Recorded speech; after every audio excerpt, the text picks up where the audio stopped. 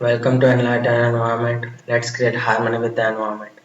Today we are discussing about stratospheric chemistry, which is a part of atmospheric chemistry in your grade syllabus.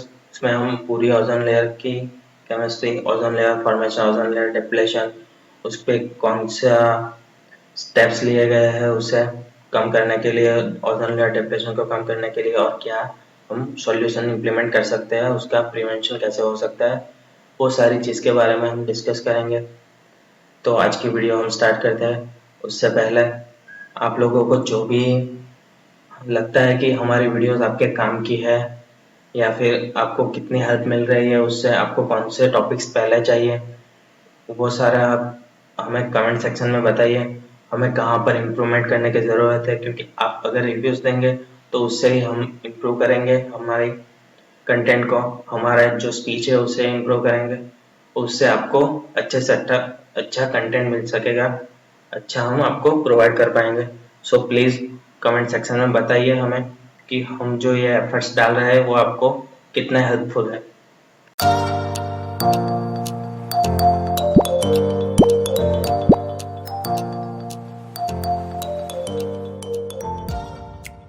Okay, तो start करते हैं हमारा स्ट्रेटोस्फियरिक chemistry के बारे में।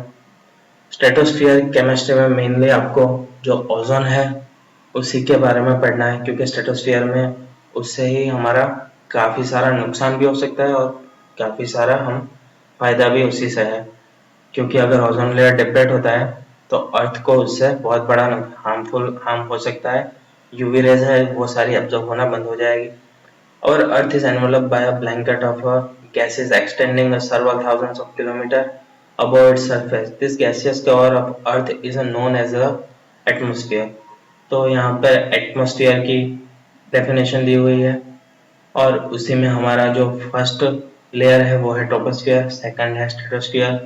ये जो सारे जोन है हमने पिछले वीडियो में कवर कर लिए थे, तो आप स्ट्रक्चर ऑफ एटमॉस्फेयर के वीडियो में जाकर वहाँ से आप देख सकते हैं कि वहाँ पे हमने सब चीज़ कवर की थी, जितने भी जोन है उसकी प्रॉपर्टीज़ क्या क्या है, वहाँ पर उसका टेम्परेचर डिस्ट्रीब्यूशन, प्रेशर डिस्ट्रीब्यूशन सब हमने वहाँ पर कवर किया था। और अगर आपने वो वीडियो नहीं देखी है तो अभी जाकर पहले वो देखिए, फिर इस वीडियो पर आइए, क्योंकि आपको समझने में आसानी होगी कि स्ट्रेटोस्फियर में जो ओजोन लेयर है, स्ट्रेटोस्फियर का क्या इम्पोर्टेंस है और ओजोन लेयर का इम्पोर्टेंस भी जिसमें हम कवर करेंगे, उसकी फॉर्मेशन कैसे होती है, उसका डिप्लेशन कैसे होता है, वो कैसे यूजफुल है।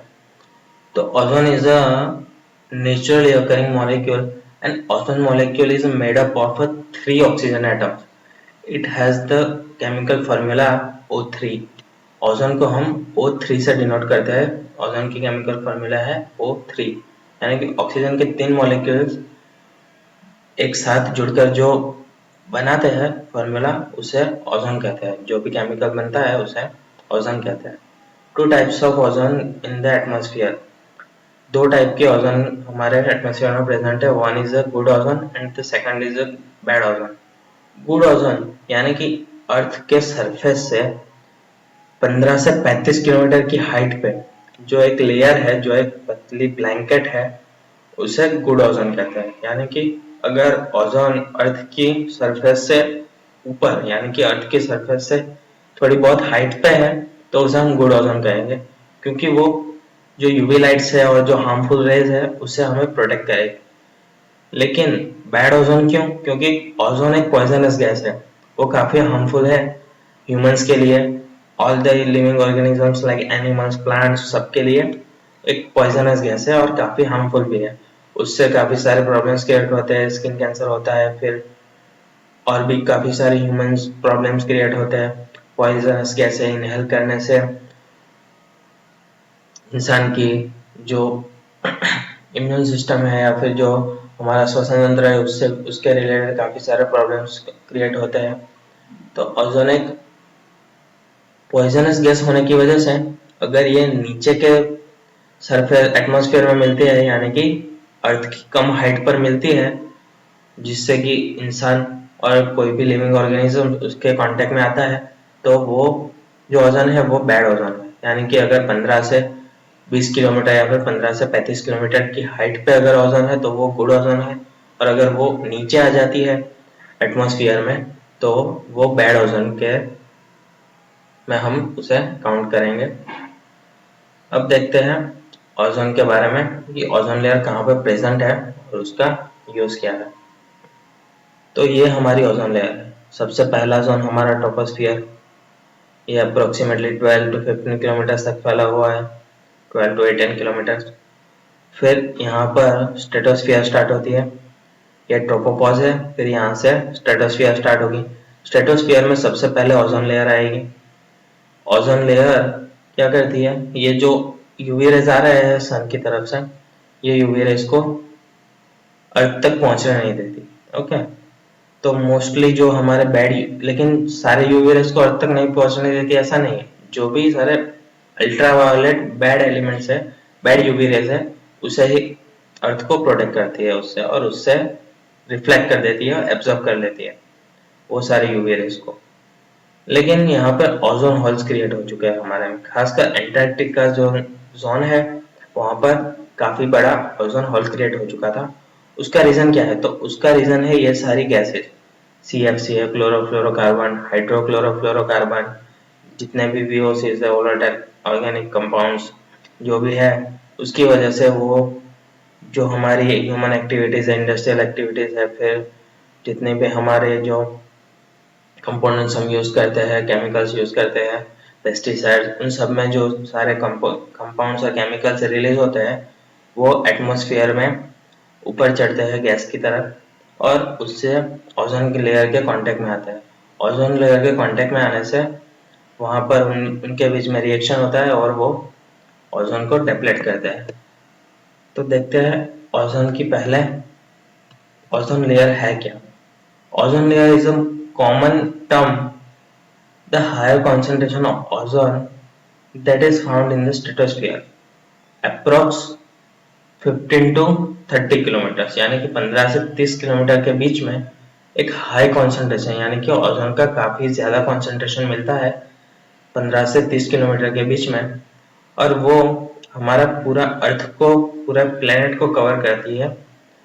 और जो यूवी बी रेज है, यानी कि अल्ट्रावायोलेट बी टाइप की रेज है, उससे हमें प्रोटेक्ट करती है। जो सन से काफी सारी रेज आती है, जैसे कि UV A, ultraviolet A type, ultraviolet B type, ultraviolet C type, ऐसी काफी सारी रेज आती है। उसमें से यूवी बी यानी कि अल्ट्रावायोलेट बी टाइप की जो रेज है वो काफी हार्मफुल है हमारे लिए। देखते हैं वो कैसे हार्मफुल है।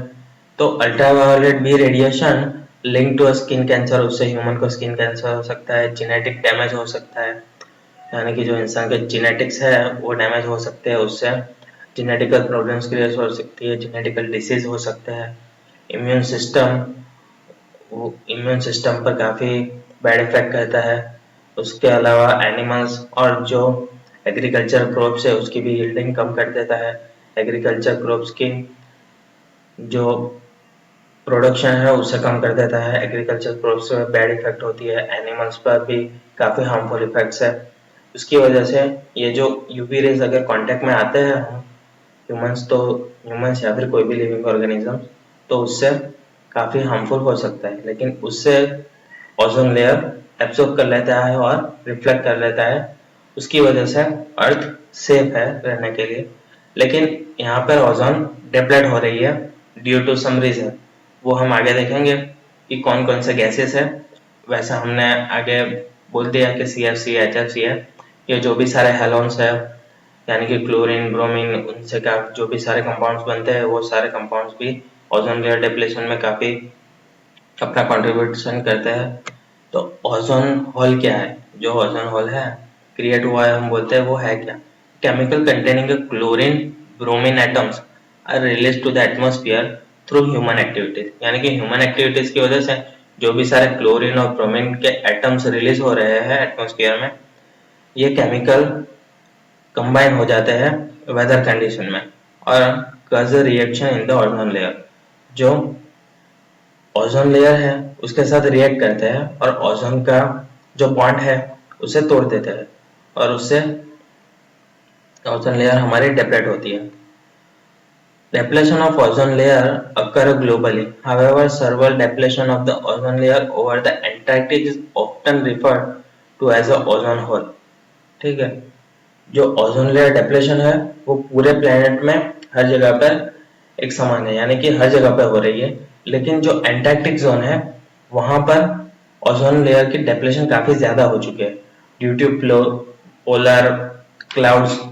विंटर में वहां पर पोलर क्लाउड्स क्रिएट होते हैं, उसकी वजह से ये रिएक्शन है जो फास्ट हो जाती है। ओके, तो ये जो रिएक्शन वहां पर फास्ट हो जाती है उसकी वजह से वहां पर जो ओजोन लेयर है उसकी बहुत पतली सी लेयर बच चुकी है, यानी कि काफी सारी जो ओजोन है वहां पर डिप्लेट हो चुकी है। सबसे ज्यादा ओजोन डिप्लेशन एंटार्क्टिक जोन में हुआ है। इसकी वजह से हम वहां पर जो फिनोमेना क्रिएट हुआ है उसे हम ओजोन होल कहते हैं। तो सारी टर्म्स हमने समझ लें। अब देखते हैं कि कब ये टर्म्स एस्टेब्लिश हुई, यानी कि कब इसे डिस्कवर किया गया। तो ozone layer was discovered in 1930 by a French physicist Charles Fabry and Henri Buisson. ये दो नाम आपको याद रखना है, चार्ल्स फेब्री और हेनरी ब्यूजन ने ओजोन लेयर सबसे पहले डिस्कवर की थी। ओके, फिर उसकी जो प्रॉपर्टीज है और उसका जो भी आगे डेवलपमेंट हुआ वो एक साइंटिस्ट है जिसके ऊपर ये सारा डेवलपमेंट जाता है, वो है GMB डॉप्सन।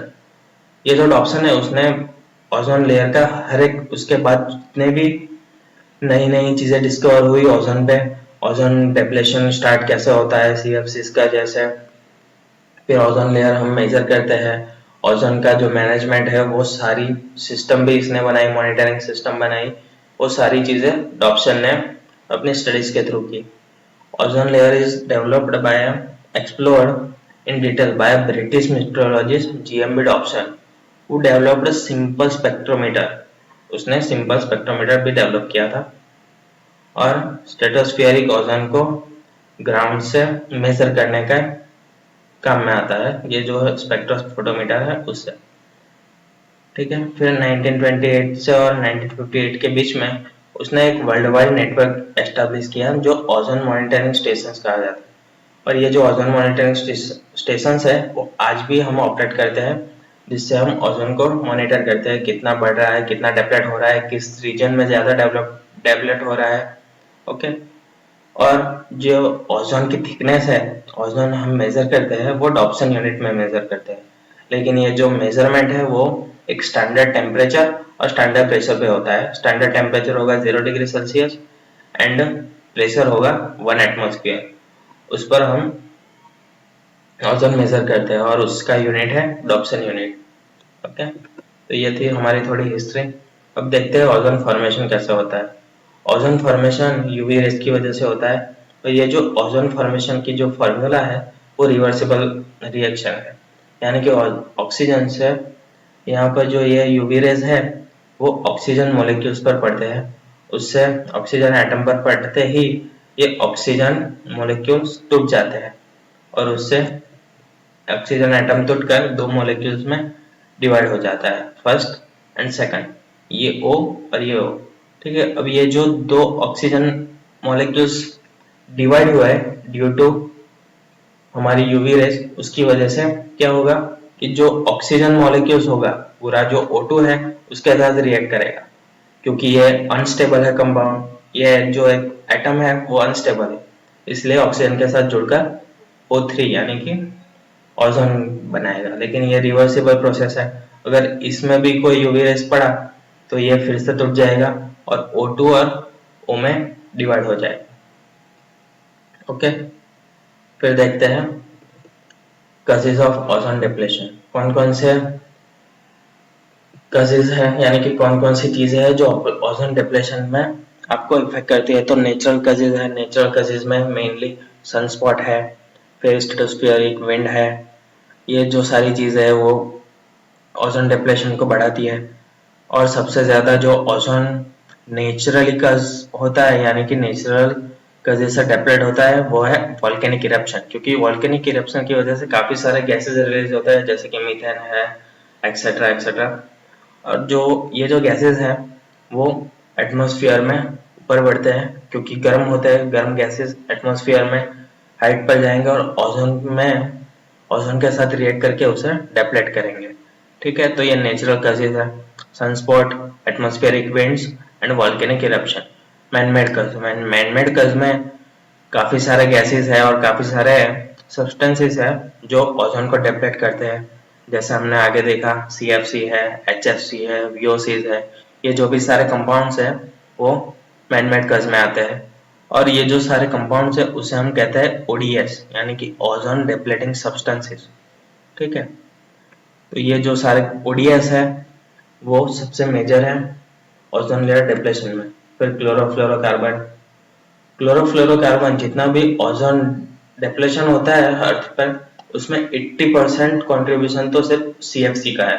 इसलिए हमने एक मॉन्ट्रियल प्रोटोकॉल बनाया था UNEP में, एक मॉन्ट्रियल प्रोटोकॉल पर जिसने 197 कंट्रीज ने साइन किया था वो, जिससे कि हम CFC का प्रोडक्शन कम कर सके, CFC का एमिशन कम कर सके। ओके, फिर CFC के अल्टरनेटिव में CFC का एमिशन कम करने के लिए उसके अल्टरनेटिव में आया हाइड्रोफ्लोरोकार्बन।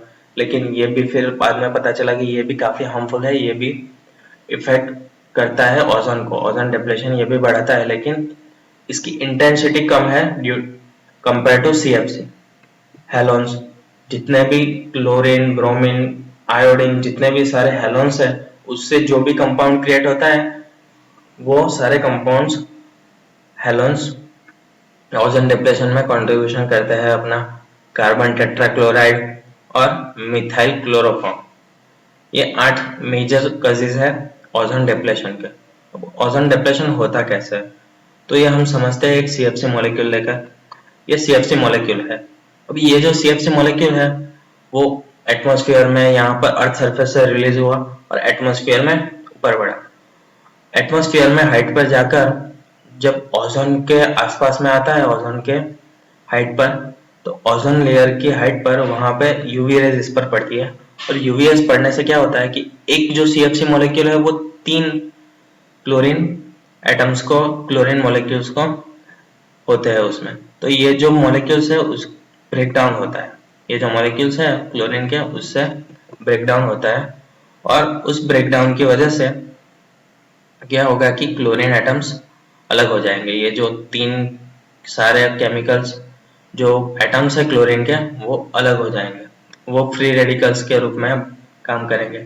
अब ये जो फ्री हुआ क्लोरीन रेडिकल्स वो क्या करेगा, वो ओजोन के साथ रिएक्ट करेगा और फ्री क्लोरीन ओजोन के साथ रिएक्ट कर कर ClO बनाएगा और उससे एक ऑक्सीजन रिलीज हो जाएगा। अब क्या हुआ यहाँ पर, ओजोन तो जो था वो टूट गया, ओजोन मॉलिक्यूल ऑक्सीजन और ClO में कन्वर्ट हो गया। लेकिन अब भी यहाँ पर ये रिएक्शन कम बंद नहीं होते। अब जो कोई भी एक फ्री रेडिकल होगा ऑक्सीजन का वो इससे रिएक्ट करेगा और अपना ऑक्सीजन का जो मॉलिक्यूल है वो लेकर निकल जाएगा, यानी कि O2 क्रिएट हो जाएगा, ऑक्सीजन क्रिएट हो जाएगा और ये जो क्लोरीन एटम है वो फिर से फ्री हो जाएगा। ठीक है, यानी कि जो एक हमारा जो एक क्लोरीन का एटम है वो एक से ज्यादा ऑक्सीजन को, ओजोन को डिप्लेट कर सकता है। ये मल्टीपल टाइम्स बढ़ती रहती है फॉर्मूला। ओके, ये जो रिएक्शन है वो मल्टीपल टाइम्स बढ़ता रहता है क्योंकि ये कैटालिक के रूप में काम करता है, कैटालिस्ट के रूप में। अब ये कैटालिस्ट है वो क्या होगा, वो उसका कोई डिप्लेशन, उसका कोई यूज नहीं होगा या फिर वो किसी कंपाउंड में बनेगा भी नहीं, वो वैसे का वैसा रहेगा और रिएक्शन आगे बढ़ती जाएगी। पहले क्लोरीन मॉलिक्यूल ओजोन तोड़ा, ओजोन मॉलिक्यूल्स का डिप्लेशन हुआ, उसकी वजह से ओजोन मॉलिक्यूल तोड़ दिया, ClO बना, ClO फिर से ऑक्सीजन के साथ जुड़ गया और O2 मॉलिक्यूल्स रिलीज हो गया, यानी कि ऑक्सीजन रिलीज हो गया। फिर यहाँ पर ये जो एटम था क्लोरीन का वो फिर से फ्री हो गया, ये अब दूसरे एक ओजोन मॉलिक्यूल्स के साथ रिएक्ट करेगा। इसलिए CFC सबसे ज्यादा डिप्लेशन में सबसे ज्यादा उसकी इंटेंसिटी है। ओके, तो अब ये जो इफेक्ट है ओजोन डिप्लेशन से, उससे इफेक्ट्स क्या क्या होती है, तो उससे मेनली 4 इफेक्ट्स होती है। Effect on human health, effect on geochemical cycle, effect on materials and climate effects. 4 type के मेजर इफेक्ट्स है ह्यूमन हेल्थ में, जैसे कि स्किन कैंसर होता है, फिर इम्यून सिस्टम वीक होती है, इम्यून सिस्टम, फिर जो जेनेटिकल हमारा जो स्ट्रक्चर है वो वीक होता है, उसमें डिफेक्ट आते हैं, यानी कि जेनेटिक डिसीजेस बढ़ जाते हैं, जेनेटिक्स डिसीजेस बढ़ जाता है। प्लांट्स में भी काफ़ी सारे इसी तरह के डिफेक्ट्स होते हैं। प्लांट्स और एनिमल्स के लिए भी ये काफ़ी हार्मफुल है। बायोजियो केमिकल साइकिल पे भी रिएक्ट करता है। फिर ये जो यूवी रेज है वो किसी भी मटेरियल पर पड़ती है तो उसकी एफिशिएंसी कम कर देती है, उसके केमिकल कंपाउंड्स यानी कि उसके जो केमिकल फार्मूला है वो चेंज कर देती है, उसका केमिकल कंपोजिशन चेंज हो जाता है केमिकल्स का। और एनवायरमेंटल इफेक्ट, अब ये जो हमारी पूरा जो ओजोन डिप्लेशन हो रहा है तो उसके लिए एक टाइमलाइन है कि कब कौन सी चीज हुई, कब पता चला कि ओजोन लेयर डिप्लेशन हो रहा है, फिर सीएफसी उसके लिए बहुत हार्मफुल है, ये सारी चीजें उसकी एक टाइमलाइन देख लेते हैं। तो 1974 में एक यूएस के केमिस्ट थे, उन्होंने एक लिंक ढूंढी कि सीएफसी ओजोन को ब्रेक डाउन करता है और वो हमारे स्ट्रेटोस्फीयर में जो ओजोन लेयर है उसके डिप्लेशन के लिए बहुत हार्मफुल है। 1974 में सबसे पहले ये डिस्कवर किया गया। फिर 1985 में ब्रिटिश साइंटिस्ट ने ये प्लेस किया, एक रिसर्च की और उसमें रिजल्ट पब्लिश किया कि एबनॉर्मली लो ओजोन कंसंट्रेशन पाया गया है एंटार्क्टिक रीजन में। यानी कि जो एंटार्क्टिक रीजन है वहां पर ओजोन लेयर काफी डेप्लेट हो चुकी है, उसका कंसंट्रेशन बहुत कम हो चुका है, तो ओजोन वहां पर एक ओजोन होल क्रिएट हो चुका है। फिर ये जो ओजोन होल क्रिएट हुआ उसके लिए एक वियना कन्वेंशन हुआ, उसमें प्रोटेक्शन ऑफ ओजोन लेयर पे 197 कंट्रीज ने रेटिफाइड किया कि हम ओजोन लेयर को प्रोटेक्ट करेंगे और उस पे के लिए आगे काम करेंगे। तो 197 कंट्रीज ने उस पर साइन किया वियना कन्वेंशन में। फिर ये जो वियना कन्वेंशन है उसके बाद 1987 में मॉन्ट्रियल प्रोटोकॉल साइन किया गया। 19 मॉन्ट्रियल प्रोटोकॉल में क्या था, तो मॉन्ट्रियल प्रोटोकॉल में सब लोग इस बात पर एग्री हुए थे और 197 कंट्रीज ने साइन किया हुआ है मॉन्ट्रियल प्रोटोकॉल कि सीएफसी का यूज उसे कम करेंगे, सीएफसी का एमिशन कम करेंगे। ओके, उसके लिए अल्टरनेटिव ढूंढेंगे जिससे कि सीएफसी एमिट ना हो। तो उस दुनिया की सारी कंट्रीज ने मिलकर मॉन्ट्रियल प्रोटोकॉल साइन किया। फिर 1989 में ozone protection and synthetic green house gases management act commence किया गया ऑस्ट्रेलिया में। फेज 1 हुआ 1991 में, पहला फेज आउट हुआ क्लोरोफ्लोरोकार्बन का, वो फेज आउट स्टार्ट हुआ यानी कि सीएफसी को यूज कम करने का स्टार्ट हुआ 1991 से। फिर सेकंड फेज आउट 1996 में हुआ, वो था हाइड्रोक्लोरोफ्लोरोकार्बन के लिए।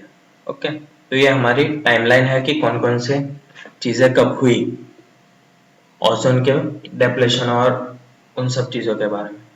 अब देखते हैं कि सॉल्यूशन क्या है, प्रिवेंशंस क्या क्या है, हम ओजोन लेयर डिप्लेशन को कैसे कम कर सकते हैं। तो desist from using a pesticides. Pesticides are great chemicals made from farm of pests and weeds. यानी कि जो भी कीटाणु है वो जो भी जीव जंतु होते हैं जो फार्म में या फिर हमारे किसी भी जगह पे जो प्लांट्स है वहां पर जो मिलते हैं उससे दूर प्लांट को बचाने के लिए जो हम यूज करते हैं पेस्टिसाइड, उसका यूज कम करना है क्योंकि वो कंट्रीब्यूट करता है ओजोन लेयर डिप्लेशन में काफी ज्यादा। तो उससे उसकी वजह जो हम कन्वेंशनल पेस्टिसाइड यूज कर रहे हैं उसकी वजह हमें इको फ्रेंडली केमिकल्स यूज करने चाहिए। पेस्टिसाइड्स के पेस्ट को मारने के लिए या फिर पेस्टिसाइड्स के रूप में हमने इको फ्रेंडली केमिकल्स यूज करने चाहिए। फिर discourage of driving of private vehicles, यानी कि जो प्राइवेट व्हीकल्स का यूज काफी ज्यादा बढ़ चुका है वो हमें कम करना चाहिए, उससे डिस्करेज करना चाहिए और जो पब्लिक ट्रांसपोर्ट है उसका यूज बढ़ाना चाहिए क्योंकि उससे जो काफी सारे ग्रीन हाउस गैसेस है वो रिलीज होते हैं, जैसे कि CO2 है, CO है, फिर NO नाइट्रोजन ऑक्साइड है, वो सारे कैटालिस्ट के रूप में काम करते हैं ओजोन लेयर डिप्लेशन के। फिर utilise environmental friendly cleaning products. Most of house hold में जो हम हॉस्पिटल्स और हाउस होल्ड में जो भी क्लीनिंग प्रोडक्ट्स यूज करते हैं वो हार्श केमिकल्स से भरपूर होते हैं और उससे क्या होता है कि जो इवेंचुअली जो हमारा ओजोन लेयर डिप्लेशन का जो जो भी सारे कंपाउंड्स है ओडीएस कंपाउंड्स उसमें कंट्रीब्यूट करते रहते हैं ओडीएस कंपाउंड्स में, उससे ओजोन लेयर काफी ज्यादा डेवलप होती है। तो जो कन्वेंशनल हमारी क्लीनिंग प्रोडक्ट्स है उसकी बजाय एनवायरनमेंट फ्रेंडली हमें क्लीनिंग प्रोडक्ट्स यूज करनी चाहिए। फिर prohibition of use of nitrous oxide. The Montreal protocol formed in 1989 helped a lot of in the limitation of a chlorofluorocarbon. However, the protocol never covered nitrous oxide, which is also harmful chemical that destroy the ozone layer. Nitrogen oxide, nitrous oxide is still used in today. यानी कि जो हमने Montreal protocol बनाया उसमें हमने CFC को limit कर दिया, लेकिन अभी तक उसमें नाइट्रस ऑक्साइड नहीं जोड़ा है, और नाइट्रस ऑक्साइड भी काफ़ी ज़्यादा हार्मफुल है ओजोन लेयर डेप्लेशन में, काफ़ी ज़्यादा हार्मफुल केमिकल है। सो दैट्स इट, ये हमारा था आज का वीडियो।